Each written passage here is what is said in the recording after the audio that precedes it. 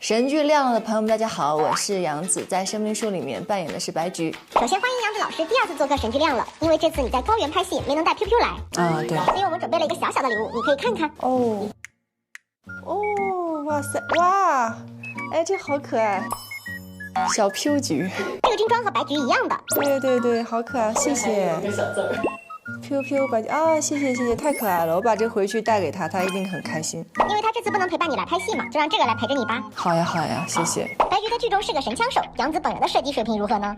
我本人很烂的射击水平，我肯定自己射击水平很不 OK 啊。但是我有去特警大队去训练真正的枪，那个纸后来我拿回来了，从10环外一直到10环1环好像都有，就飞得到处都是。但是经过几次的训练，你会觉得你不怕那个枪声了，因为一开始我是一个连放鞭炮都害怕的人，所以到现场实景拍摄的时候，要真的子弹，我非常的害怕。但是我演的时候我不能害怕，我要勇敢。这个枪已经是跟它融为一体了，你不能害怕枪，不能畏惧它，你要很好的去运用它。每天导演说给我5颗子弹，让我在现场练，然后每次就去找那个枪王，我说你再给我2颗，你再给我点，再给我点。后来你练，你发现，哎，我从一开始的害怕到后面我不用戴耳塞，我直接摘掉，然后我直接嘣，哎，你好像就已经习惯了。剧中白菊出境无人区就被现场的样子吓到了，随着他后来多次进入无人区巡山，你觉得他对无人区这个地方的看法和心态有了怎样的变化呢？他一开始就是想成为他父亲一样的警察而已，他没有太多的目标，但他想进山，对这个梦想有一种憧憬。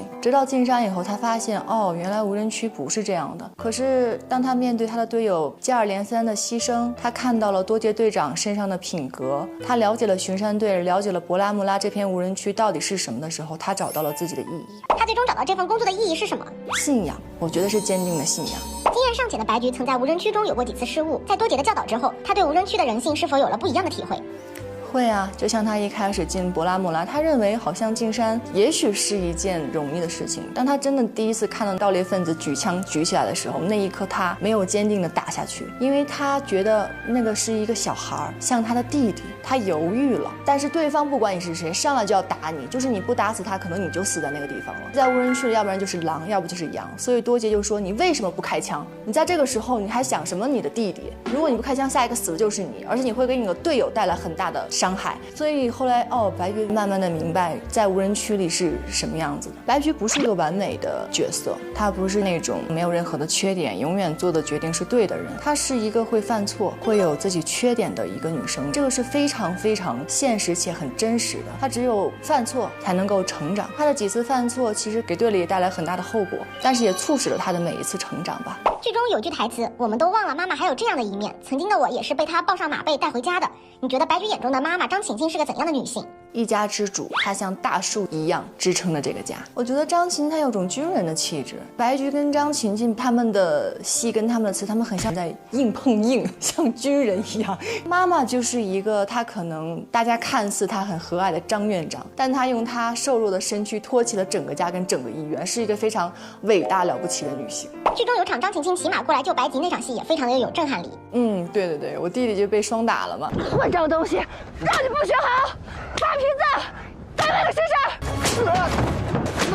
他其实是生气但心疼的，他也不想抽那个鞭子啊，但是真的是作为母亲来说，儿子犯下这样的错误，他真的是没有办法。所以我觉得那场戏很感动，就是白菊先去打白吉嘛，结果妈妈要拿鞭子的时候，姐姐那一刻护在了弟弟身边，说妈妈你不要打了。这一家人的情感是让我觉得很温暖的。妈妈张晴晴给白菊带来了怎样的影响呢？每当白菊失落且怀疑自己的时候，妈妈总会给她指明方向。她跟多杰就像我生命中的2个照明灯，所以我觉得白菊能够很好的成长，很大部分是因为张晴晴教育的好，她给予了我很多的自信跟爱，她会让我觉得我并不是一个没有父母的孩子，我在这个家里，我就是这个家里的一份子。所以后面的戏大家可以看到，每次我对弟弟对姐姐啊，有的时候我没有那种小心翼翼，在这个家里我是那种拔尖的，甚至我敢去对抗我妈，这就说明我在这个家里受到了很多的爱。梅婷老师在剧中扮演你的妈妈，拍摄下来你觉得她是一个怎样的演员？内核她也是很坚韧很勇敢，但她跟张晴晴是完全2种人。她私下特别的温柔，她说话都是那种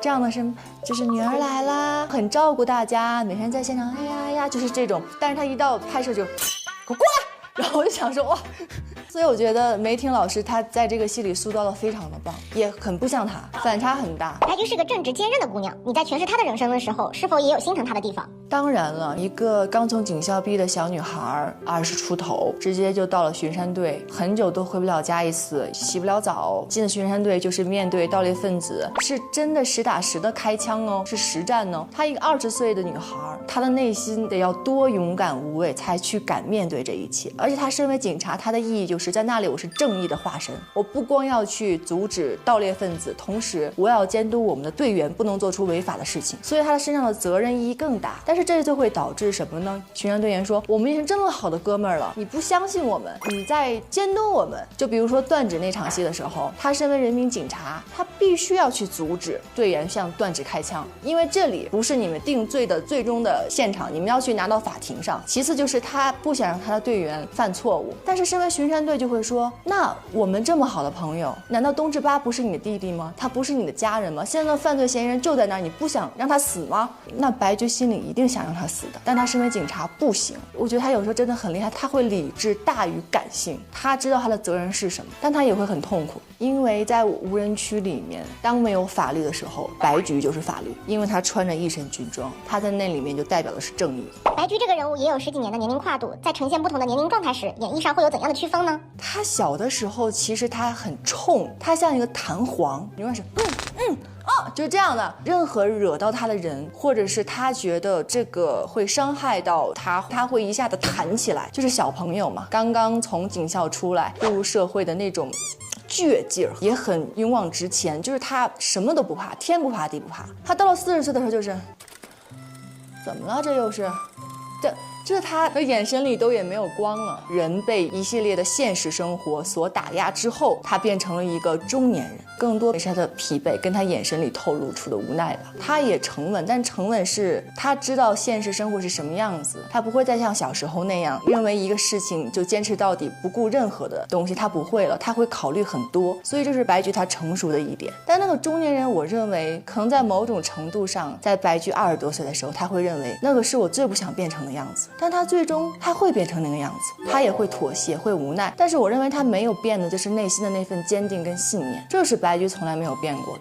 白菊曾形容巡山队的人就像自己的家人，你觉得白菊和他们有着一种怎样的情感连接？巡山队的人像星星般互相照耀依靠，像家人一样不可分离。虽然他们也会有争吵，但是在内心里他们的方向是一致的，彼此也是有了很深的羁绊。直到白菊40多岁的时候，其实巡山队还在，就那个魂还是在的。巡山队友们也曾有闹翻的时候，但他们永远吵不散。你认为把他们凝聚在一起的是什么呢？我觉得很重要的一点是多杰队长，因为巡山队有很多他们想的可能是我只想有个班上，我想赚个钱养家糊口，甚至扎错说我爸让我来我就来了。但是从这过程当中，他们感受到了多杰的个人魅力，了解了博拉穆拉无人区是个怎样的地方，他们有了自己的责任跟信仰。其实大家都是慢慢的，最后巡山队变成了不可分割的一部分。一开始的时候还有人要跑嘞，好几个人跑，但是其实你是可以理解的嘛。所以我觉得巡山队这些队员真的很不容易，他们没有钱又没有编制，他们就是凭坚定的信仰，大家聚在一起去保护这片土地，所以这个真的是很伟大很有力量。多杰对于白菊而言是个怎样的存在？神一样的存在，我觉得多杰就是神一样的存在。多杰他又像师傅又像父亲陪在他的身边，他从一开始不理解多杰，到后来慢慢变成了多杰的死忠粉，这也是一路以来他们的情感的相伴吧。算是白菊的信仰之一吗？当然，反正我现在生活中没有遇到过这样的人。我在看剧本的时候，我每次看到多杰我都很想哭，他真的是一个完全没有私心大爱的人，所以多杰就是白菊的指明灯。你觉得多杰潜移默化的给白菊带来了怎样的改变？你们有没有觉得40岁的白菊有一点像多杰？我会觉得他是有在按照多杰的那种方式活下去。某一种程度上，我觉得是他传承了多杰，他身上有多杰的影子。白菊那病号服你看到了吗？跟多杰一模一样。那天我穿了病号服拍完，第二天他也穿。我说等一下，我说为啥队长要穿我的衣服？他们说不是，这就是队长的衣服。那时候大家都穿这个。我说这小白菊生个病穿的跟队长也一样，而且你发现他的搭配，最后一小皮衣，里面一个紫色的小打底衫，一个小衬衫，一皮衣，那裤子的材质跟多杰一模一样。那天我俩站一块儿，我说啊，白菊就是照着你搭配的。他很崇拜多杰。剧中有场戏，白菊和邵云飞被困在博拉穆拉里，经历了沙尘暴和暴风雪。当时拍摄的时候，是不是也非常的艰难？我们前2个月在格尔木是无人区，是比较艰难。第一，那个时候很冷，零下，你穿多少衣服都没有用。但是你穿厚了吧，你还要跑，你又跑不动。其次就是它会突然下暴雪，突然下雨，突然龙卷风，就是你拍着拍着全景还是下雪，或者是没事儿，它突然来个风，我们就有几次没办法说等不了，又重拍，因为那环境接不上了。客观条件确实是比较艰苦，主要是寒冷吧。其实像沙尘暴的话，扬沙也会攻击你们的眼睛，你们当时是如何克服这些问题的呢？现在想一想还真是克服的，但当下没想那么多。我记得就是风很大的时候，大家睁不开眼，因为那沙子太大，都是黄的，进你眼睛你什么都睁不开，头发都不行了，因为我们那个地方没有休息的地方，大家只能用伞挡着风，等风走了再接着拍。就是现在想一想，哇，还是扛过来了。这次和胡歌、张哲华都是首次合作，拍摄下来有没有摩擦出一些不一样的火花？挺多的吧，反正现在我就说胡哥哥，我很珍惜你每一天在现场的日子，因为我已经把他带入队长了，所以我每次在现场的时候，我看他，我就特想跟他聊聊天儿，特想珍惜他每一秒。我每次都队长队长，就到哪儿都队长队长，就是我已经入戏了。我跟他说他了。他老这样笑，而且我说我真的崇拜队长，生活中我也非常崇拜胡哥哥，因为他真的是我见到非常非常的好的人。我那天跟他说，我说你是我觉得最好的人，他都笑了，但我说是认真的，可能我也是进入戏了。我看到他非常亲切，而且他非常的会帮助身边的人，他情商很高，会让你非常的舒服。那哲华，你之前有看过他的一些作品吗？少爷和我，龙傲天是吧？所以我一见他就想笑。我俩演那个有一天亲嘴戏，他往上上的时候，我就龙傲天，然后我就。因为你知道哲华他的眼睛虽然不大，但炯炯有神，所以他盯着你的时候，他很认真的时候，你就觉得哎好可爱，你就有点忍不住想笑。所以拍那个接吻的时候那场戏也是挺有意思的，就我俩一开始下不去，我俩就特别有意思。私下你们都是如何称呼对方的？我就叫胡哥哥队长，他就叫我小白菊，他也带入了，他说话都有点那种藏谱，他每次白菊白菊，他老是这样，他那个胡子你知道吗？而他一笑，他那胡子会裂，他每次就这样捏那个胡子。哲华更搞笑，哲华他现在熟，他就每天就菊，我也不知道是为什么，就白菊菊，他老这样说，我就飞，大家同志们会玩得很好。我听说你好像有喊过胡歌老师结爸，我又把多杰带入我的师傅，同时又带入父亲，因为我的亲生父亲在我才那么小的时候就已经死了，我第二个父亲白葛根也是在我小时候就死了，其实我是没有得到父爱的。当多杰出现的时候，那就是我父亲，所以我会有时候忍不住我就爸但这个爸不是说觉得他老啊什么的，是内心的信仰，我会觉得他很像我的父亲。所以每次我看见多杰的时候，在现场我很踏实，他又像父亲又像队长，而且我有时候会问他很多问题，生活中的戏里的，就是不知道为什么他跟我说完我就非常的相信，而且我觉得是对的我都会说剧中其实有大量来自白菊视角的旁白，很多旁白都让人有深思的地方，有没有哪段你本人也很有感触的？很多吧，有很多让我印象深刻。东直巴死的时候，他说我会带着你的眼睛去看第二天的日出，因为我们都不知道未来会发生什么，但我这份工作的意义我找到了。还有他后面给他哥哥写的信，就是他的内心独白，你会发现她其实是很细腻的女孩，但她平时对每个人都很刚，但她内心都记着了。这些 OS 跟独白，在我看剧本的时候，我就会很感动。有人说看到非常辽阔的景象，会忍不住对生命产生了思考。在高原拍摄的这段时间，你有没有特别的体悟呢？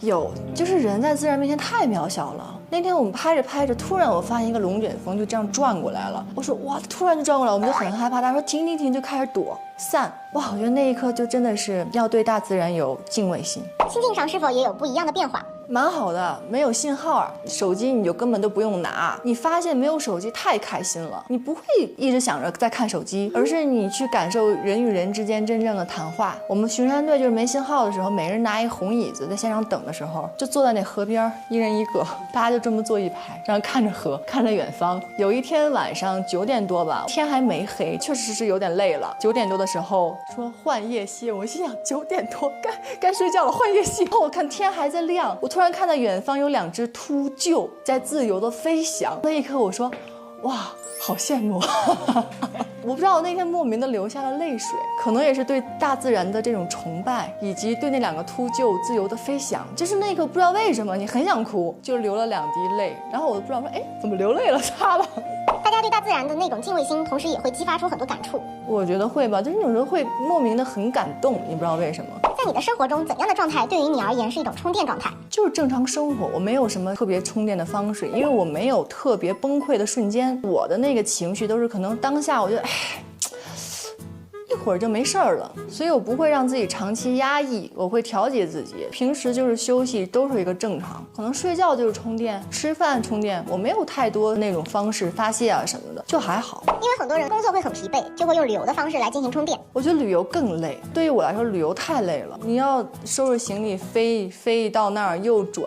如果旅游可能我会在一个就是海边的酒店，你让我天天躺着我可以，但你让我天天这儿那儿我就受不了了，不能是做攻略到处玩的那种，真受不了，我得睡到自然醒的那种。那你最近一次幸福感爆棚的瞬间是什么时候？就是那天演完一场戏，导演没来调我的戏，导演说过然后我就过。后来我就问导演，我说是因为快天黑了吗？你让我过的？我说你就让我过了，你再说说。导演说很好。我觉得那一刻是我最幸福的时刻。宋佳老师曾说，人间烟火是最大的流量，真善美是最有力的表达。相信每个文艺创作者对这句话都很有共鸣。演员是表达的呈现者，你希望自己是一个有着怎样表达的演员呢？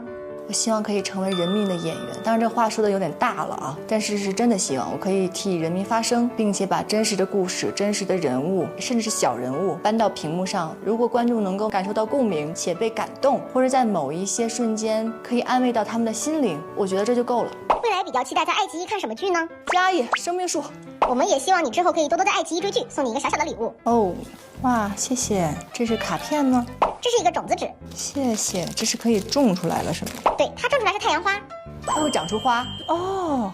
哇，好，谢谢谢谢，我回去试一试，感谢。另一个是一张星钻会员年卡。哦，谢谢。投屏到电视也可以了是吧？回去就投了。是的，你现在拥有它了。好的，谢谢。这个礼物还有一个很好的意义，就是希望生命树也可以在观众的心里种下一颗种子，未来可以看到它开花结果的样子。谢谢谢谢。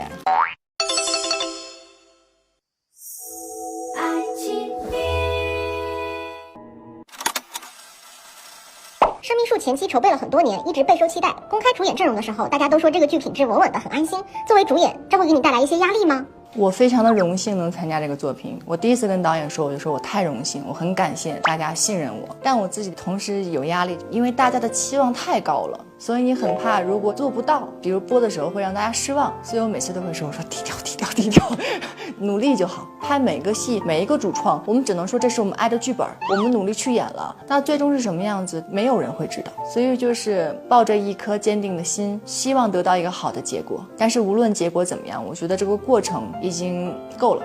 生命树官宣后，自己是否也看到一些来自网友的讨论？俺们官宣那天我在无人区呢，没信号。我回去的时候反正也看不到了。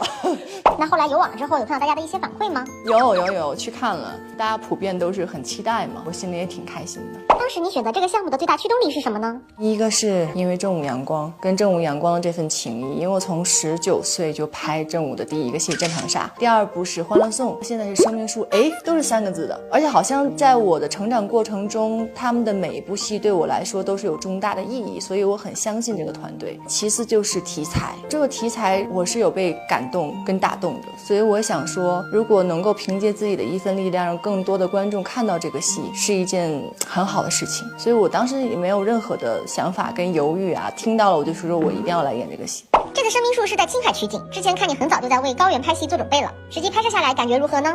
其实我在来之前会觉得说应该会困难一些，因为这边的环境是没有办法控制的。但我第一天去的时候确实是有一点懵了，因为我第一天高反很严重，在那个雪山跟那个冰上我要拉扎措跟张扬，因为我要跑嘛，后面是有暴风雪的。当时觉得我自己是可以拉动的，结果在实拍的时候我高反严重，我一下喘不过气，一下子给我拍蒙圈了。剧中的群像也非常动人，你在看剧本或者演绎的时候，有没有哪段你本人也非常感动的？我觉得很多。其实这个本子，我觉得每一个人都有点像导演，我感觉每一个人都有导演的影子。导演他钢铁般的意志，不怕任何的困难。从他的身上我也折射到了很多。他在现场帮我们走戏的时候，他在演的时候，我就在观察，我说哦，我有的时候其实很像他。我没有跟他聊过这个事情，只是我观察，因为本子也是他写的嘛，所以我就会说，这么多的群像，他们的本质其实有一个很大的共同点，就是钢铁般的意志